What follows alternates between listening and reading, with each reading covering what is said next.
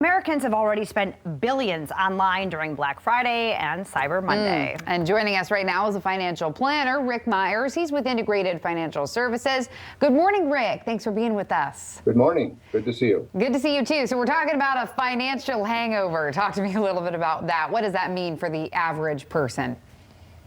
Well, this time of year, it's common. People get caught up in the season, and it's easy to spend money, especially when you're using credit cards. And due to the COVID crisis over the last year and a half, we've all gotten used to buying things online, and it's easy not to pay attention. And the budget goes out the window, and suddenly you realize you have found yourself in a deep financial hole.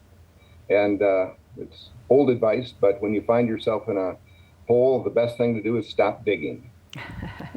Yes, that is good advice. So, expound on that a little bit more. So someone, has gone a little bit crazy. Still, Christmas isn't here yet. What do they need to do right now? Well, I think it's a good time to reassess, determine how much you've spent, look at your budget, and make adjustments. If you don't have the ability to pay off the credit card when it comes due, look at ways to reduce that, such as returning some of the things that you bought.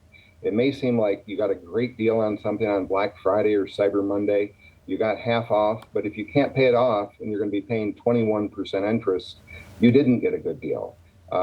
Money doubles every 3.5 years at 21%. And so if you can't do that, you may want to return those items. And paying cash is always a good idea. And the reason for that is it's much harder to part with cash than it is just to sign your name to a credit card slip.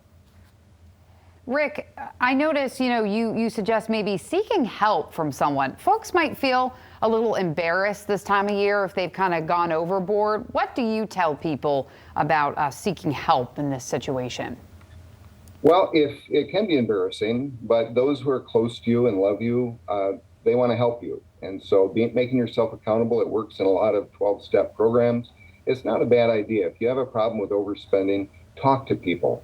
The reason for the season is not spending lots of money and giving nice gifts, but make the most of it. Last Christmas, we couldn't do that because many people were isolated, couldn't see their loved ones. But this Christmas, maybe you can. And maybe the gifts you can give will be an act of service or some quality time, offering to clean someone's garage or a plate of cookies. They don't cost a lot, but that can be very meaningful to people.